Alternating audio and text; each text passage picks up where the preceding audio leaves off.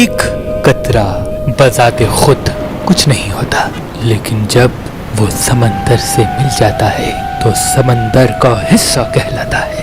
ویسے ہی اپنے خودی کو فنا کر کے اپنے محبوب کو پانے والوں میں اللہ کے ولی حضرت شمس الدین تبریزی سبزواری کا نام یاد رکھا جائے گا۔ آپ کا شجرہ نسب تاریخ نے اپنے دامن میں کچھ یوں لکھا ہے: امام علی، ان کا بیٹا امام حسین، ان کا بیٹا امام زین العابدین، ان کا بیٹا امام محمد باقر، ان کا بیٹا امام جعفر صادق، ان کا بیٹا حضرت اسماعیل، ان کا بیٹا محمد، ان کا بیٹا اسماعیل ثانی، ان کا بیٹا محمد منصور، ان کا بیٹا سید غالب، ان کا بیٹا حضرت عبد المجید، اور ان کے دو بیٹے ہوئے حضرت منتخب باللہ اور حضرت منتظر باللہ۔ حضرت منتخب باللہ سے حضرت قلندر شہباز کا نسب ملتا ہے، اور حضرت منتظر باللہ سے شاہ شمس تبریز کا کچھ یوں۔ ان کے بیٹے ہوئے حضرت احمد ہادی، ان کے بیٹے ہوئے سید ہاشم علی، ان کے بیٹے ہوئے محمد معصوم، ان کے بیٹے ہوئے محمود، ان کے بیٹے ہوئے سید محب، ان کے بیٹے ہوئے علی خالد، ان کے بیٹے ہوئے عبد المومن، ان کے بیٹے ہوئے علی سلام الدین، ان کے بیٹے ہوئے محمد صلاح الدین، ان کے بیٹے ہوئے حضرت شمس الدین تبریزی سبزواری،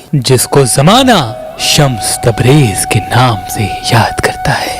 آپ کی ولادت سے تقریباً 25 سال پہلے آپ کے دادا علی سلام الدین نے آپ کے بابا محمد صلاح الدین سے کہا کہ اے میرے بیٹے، ان قریب اللہ تجھے ایک بیٹا دے گا جس کا فیض سورج کی طرح پوری دنیا میں چمکے گا، اس کا نام شمس رکھنا، اور اسے یہ میری امانتیں دینا اور کہنا جو علم اسے ملنا ہے وہ علم اس کے خون میں چھپا ہے۔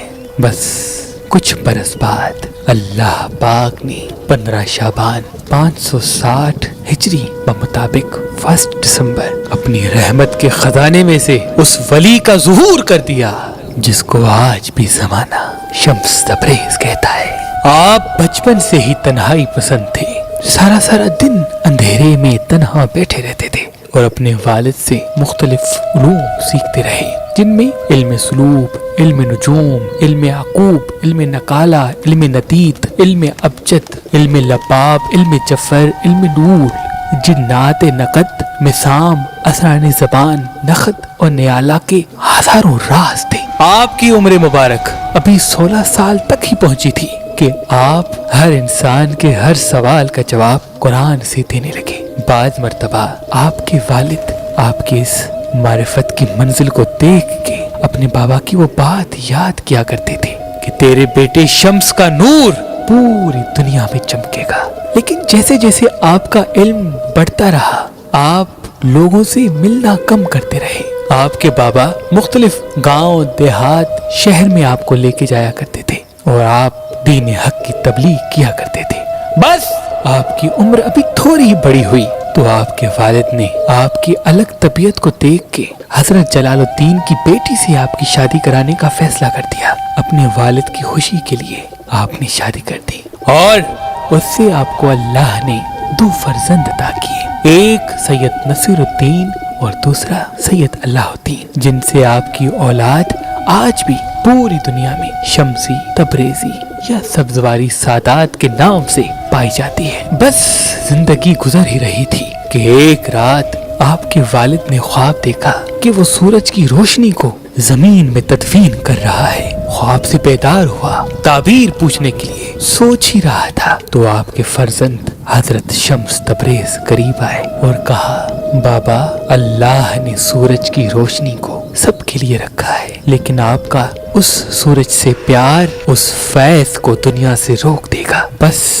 اتنا کہنا تھا تو آپ کے والد نے اس خواب کی تعبیر پالی اور کہا، اے میرے بیٹے، تیرا جہاں جی کرے وہاں چلا جا، کیونکہ تیرے ہاتھوں سے، تیرے کردار سے لاکھوں لوگ فیض پائیں گے اور سینکڑوں لوگ مسلمان ہوں گے۔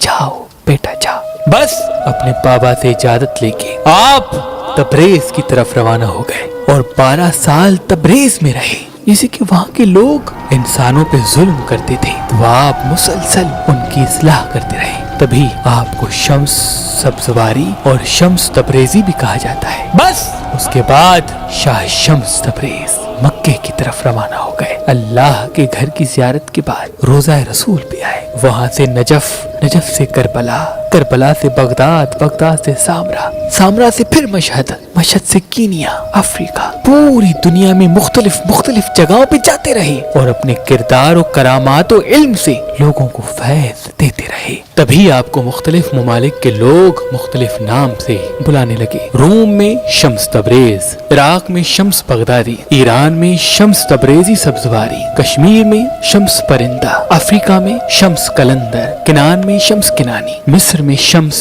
مصری اور شام میں شمس الدین کے نام سے یاد کیا جانے لگا۔ آپ کی ایک عادت ہوا کرتی تھی کہ آپ مختلف شہر جا کے تبلیغ اور لوگوں کی اصلاح کیا کرتے تھے، لیکن جب وہاں کے لوگ درس اخلاق پا لیتے تھے تو آپ وہاں سے کوچ کر لیا کرتے تھے۔ وہ لوگ ڈھونڈتے رہتے تھے، لیکن آپ پھر کہیں ایسی جگہ چلے جایا کرتے تھے جہاں لوگوں کو اصلاح کی ضرورت ہوتی تھی۔ تبھی آپ کی اعزازی قبریں کافی مقامات پر ہیں۔ کوئی ایران میں بھی آپ کی اعزازی قبر بنی ہوئی ہے، روم میں بھی آپ کی اعزازی قبر بنی ہوئی ہے، ترکی میں بھی آپ کی اعزازی قبر بنی ہوئی ہے، قراقرم میں بھی آپ کی قبر بنی ہوئی ہے، کیونکہ آپ لوگوں کی اصلاح کے بعد اچانک سے وہاں سے چلے جاتے تھے اور لوگ آپ کو ڈھونڈتے رہتے تھے اور آپ کی اعزازی قبر بنا لیتے تھے۔ ایسے گھومتے گھومتے جب آپ کی عمر مبارک تقریباً 60 سال کی ہوئی تو آپ روم پہنچے۔ پھٹی ہوئی چپل، پرانے کپڑے، فقیری لباس، بڑے بال، لوگ آپ کو عجیب نگاہ سے دیکھتے تھے اور لبوں پہ ہر دم ذکر علی ابن ابی طالب علیہ السلام اور بی بی فاطمہ زہرا سلام اللہ علیہا کی شان مسلسل بیان کرتے رہتے تھے۔ یہی سبب تھا کہ لوگ اور اس وقت کے علماء دین آپ کی توہین کرتے تھے۔ ایک مرتبہ روم میں آپ چل رہے تھے، دیکھا کہ ایک عالم جس کو زمانہ جلال الدین رومی کے نام سے پہچانتا ہے اپنے شاگردوں کو درس دے رہا ہے، اور اس کے ساتھ اس کی وہ انمول کتابیں جو ہاتھ سے لکھی ہوئی تھی، جس میں کچھ اس کے والد کے ہاتھ کی لکھی ہوئی کتابیں بھی تھی۔ شاہ شمس تبریز قریب آ کے کہنے لگے، اے اپنے آپ کو عالم کہنے والے، یہ کیا ہے اور تم کیا کر رہے ہو؟ مولانا رومی نے اوپر دیکھا، پھٹے ہوئے کپڑے، ٹوٹی ہوئی چپل، بڑے بال، چہرے پہ مٹی۔ جب اس حال کو دیکھا تو کہا، بابا کہیں اور جاؤ، میں بچوں کو پڑھا رہا ہوں اور یہ تمہارے سمجھ سے بالاتر باتیں ہیں، جاؤ جاؤ یہاں سے جاؤ۔ بس یہ کہنا تھا تو شاہ شمس تبریز نے دیکھ کے ان پوری کتابوں کو، ساتھ میں ندی تھی اس میں پھینک دیا۔ پھینکنے کے بعد مولانا رومی پریشان ہو گئے، اپنے ہاتھ سر پہ رکھ کے کہنے لگے، کیا ہے بابا، تم نے یہ کیا کر دیا؟ تم نے غضب کر دیا، اتنی انمول کتابیں میری دادا میرے بابا نے اتنی مشکلات سے لکھی، وہ ساری تم نے ندی میں پھینک دی، یہ تم نے کیا کیا؟ مولانا رومی کے شاگرد شاہ شمس تبریز کی توہین کرنے لگے۔ آپ سب کو دیکھتے رہے اور اشارہ کیا کہ رکو۔ ندی میں ہاتھ ڈالا اور ایک ایک کتاب کو باہر نکالا اور مولانا رومی کے ہاتھ میں وہ کتابیں ایک ایک کر کے جمع کر دی۔ تو مولانا رومی نے جیسے دیکھا وہ کتاب خشک اور اس کتابوں سے مٹی نکل رہی ہے، وہ دیکھ کے حیران ہو گئے اور شاہ شمس تبریز سے پوچھنے لگے، اے بابا یہ کیا ہے؟ شاہ شمس تبریز نے کہا، یہ وہ ہے جو تم نہیں جانتے۔ بس شاہ شمس تبریز یہ کہہ کے چلے گئے اور مولانا رومی اپنے شاگردوں کو چھوڑ کے شاہ شمس تبریز کے پیچھے پیچھے آنے لگے اور قدموں میں گر گئے اور کہنے لگے، مجھے معاف کرنا، مجھے اپنا شاگرد بناؤ، جو علم تمہارے پاس ہے مجھے بھی سکھا۔ تو شاہ شمس تبریز نے کہا، علم ڈھونڈنے سے نہیں بلکہ خود کو کھونے سے ملتا ہے، کیونکہ ایک قطرہ کچھ نہیں ہوتا، لیکن جب وہ سمندر سے مل جاتا ہے تو سمندر کا حصہ کہلاتا ہے۔ بس اس دن سے مولانا رومی سارا دن آپ کے قدموں میں بیٹھ کے آپ سے فیض حاصل کیا کرتے تھے اور آپ کے مرید بن گئے اور رقص کرنے لگے۔ لوگوں کو پڑھانے کے بجائے اپنے آپ میں کھو گئے، خدا کے عشق میں جبیں کو خم کر دیا۔ لیکن جو مولانا رومی کے شاگرد تھے वो दिन ब दिन हजरत शाह शम्स तबरेज के दुश्मन बन बैठे कि इस बाबा ने पता नहीं क्या हमारे उस्ताद पे जादू कर दिया कि सारा सारा दिन ये घूमते रहते हैं, रक्स करते रहते हैं, हर चीज तब्दील कर दी, हर चीज छोड़ दी। मौलाना रूमी शाह शम्स तबरेज की शान में कहते थे कि शम्स ऐसे है कि दुनिया का कोई कितना भी बड़ा आलिम हो, लेकिन जब शाह शम्स तबरेज की सोहबत में बैठता है तो उसे ऐसा लगता है कि मुझे तो कुछ नहीं आता जो इसे आता है। पूरी दुनिया को शम्स तबरेज के कसीदे सुनाया करते थे और कहते थे कि मुझ जलालुद्दीन रूमी को यकीन और मारिफत शाह शम्स तबरेज से मिली। लेकिन आपके खानदान वाले दिन ब दिन शाह शम्स तबरेज की तौहीन करने लगे, बुग़्ज़ रखने लगे, हसद करने लगे। तो आप रोम कोनिया छोड़कर दमिश्क सीरिया चले गए और हमेशा की तरह वहाँ पे भी गुमनामी की जिंदगी बसर करने लगे और लोगों की इस्लाह करने लगे। लेकिन यहाँ पे मौलाना रूमी रो रो के निढाल हो गए, अपने शागिर्दों और घर वालों से लड़ते रहे कि ये तुमने क्या कर दिया, अल्लाह के उस वली को मुझसे दूर कर दिया जिसकी वजह से मुझे मेरा वजूद मिला था। मौलाना रूमी की हालत ऐसे हो गई जैसे एक बच्चे से उसकी माँ अलग हो जाए। रोते रहते थे, पूरा साल गुजर गया। किसी ने मौलाना को ये खबर दी कि दमिश्क में शम्स तबरेज को देखा गया है। तो आप ढूंढते ढूंढते दमिश्क आ पहुंचे और बड़ी मिन्नतें की कि आप हमारे साथ रहें, आप हमसे अलग ना हो, क्योंकि मुझे आपसे काफी फैज़ और लेना है। आप मेरे लिए मारिफत के राही हैं, मेरे हादी हैं, मेरे मुर्शिद हैं, मेरे उस्ताद हैं। बस बहुत मिन्नतों के बाद शाह शम्स तबरेज फिर से रोम आ गए और साथ रहने लगे। तो फिर से मौलाना रूमी ना मदरसा, ना जुम्मे का खुतबा, ना शागिर्दों को इल्म, ना किसी से बात, बस फकीरों की तरह अपने खुदी में खोए हुए शाह शम्स तबरेज के साथ मारिफत की राह पे अकेले चल पड़े। कुछ वक्त तो लोगों ने सब्र किया, लेकिन फिर से मुनाफिकीन उठे, हासदीन उठे और कहने लगे कि जब तक ये ढोंगी बाबा होगा तब तक हमारा उस्ताद हमें इल्म नहीं देगा। आओ इस बाबा को कत्ल कर लेते हैं, मार देते हैं। शाह शम्स तबरेज ने अपने शागिर्द मौलाना रूमी से कहा कि तुम्हारे लोग मुझे मारना चाहते हैं। मौलाना रूमी ने कहा किस में है हिम्मत कि मेरे उस्ताद को हाथ लगाए। शाह शम्स तबरेज ने कहा बस जितना तुम्हें सीखना था मुझसे तुम सीख चुके, अब तुम फैज़ अपने अल्फाज में ढाल के ज़माने तक पहुंचाओ। बस ये कहकर जब सोए और सो के उठना था तो मौलाना रूमी ने बहुत ढूंढा, शाह शम्स तबरेज को न पाया। कभी दाएं देखते हैं, कभी बाएं देखते हैं, कभी घर के बाहर देखते हैं, कभी पूरा शहर ढूंढने लगते हैं। लोगों को कहते हैं शम्स तबरेज कहाँ गया, शम्स तबरेज कहाँ गया। लोग कहते हैं हमने नहीं देखा, हमने नहीं देखा। वो ढूंढने लगे, रोने लगे, तड़पने लगे, लेकिन शम्स तबरेज फिर कभी नहीं मिला। वो वापस दमिश्क गए, वहाँ ढूंढा, नहीं मिला। बस एक रात शम्स तबरेज ख्वाब में आके कहते हैं मैंने तुम्हें कहा नहीं था कि तुम्हें जो इल्म मिला उसे अल्फाज के लिबास में ढाल के लोगों तक पहुंचाओ। हमारा सफर बस यहीं तक था। इस ख्वाब के बाद मौलाना रूमी अपने फैज़ मारिफत से लोगों को मुतवज्जा करते रहे और आपके इश्क में आपकी एक एजाजी कब्र बना ली। जब भी याद आती तो आके आपकी कब्र को सलाम करते थे। और शाह शम्स तबरेज वहां से इमाम अली के रोजे पे आके एक फकीर की तरह बैठ के जिंदगी बसर करने लगे। कभी किसी गांव, कभी किसी गांव, कभी किसी शहर जाते थे, लोगों की इस्लाह करके फिर से रोजा इमाम अली पे आके बैठ जाते थे। बस एक मर्तबा आप इमाम मूसा काज़िम अलैहिस्सलाम के रोजे की ज़ियारत के लिए बगदाद गए तो बगदाद का बादशाह रास्ते से जा रहा था। सब अपने सर को झुका के खड़े थे, लेकिन शाह शम्स तबरेज बारोब उस बादशाह के चेहरे को देख रहे थे। बादशाह को ये बात पसंद नहीं आई। उसने कहा ये फकीर कौन है? लोगों ने कहा पता नहीं, ऐसे ही कोई फकीर है आया है। उसने शाह शम्स तबरेज को कैद करा के अपने महल बुलाया और तौहीन की, बहुत कुछ कहा। शाह शम्स तबरेज सिर्फ देखते रहे। बहुत तौहीन के बाद अपने महल से निकाल दिया। बस शाह शम्स तबरेज का बगदाद से नजफ की तरफ जाना था कि इतनी देर में उस बादशाह का बेटा मर गया। बेटे का मरना था तो लोगों में ये चर्चा शुरू हो गया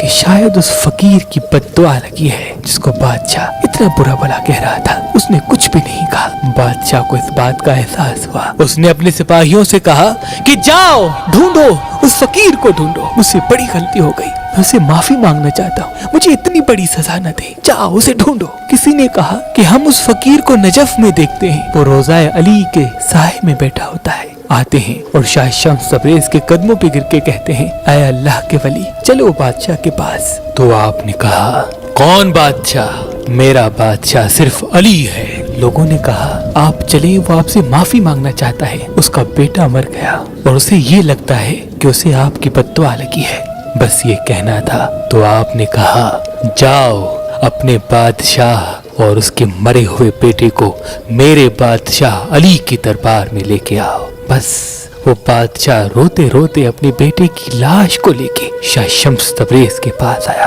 और दस्ते अदब को जोड़ के अर्ज करने लगा, ऐ अल्लाह के वली, मुझे माफ करना, मैं दौलत के नशे में मस्त था, आपके दिल को दुखाने के सबब अल्लाह ने मुझसे मेरा बेटा ले लिया। शाह शम्स तबरेज ने कहा, जिंदगी और मौत अल्लाह के हाथ है।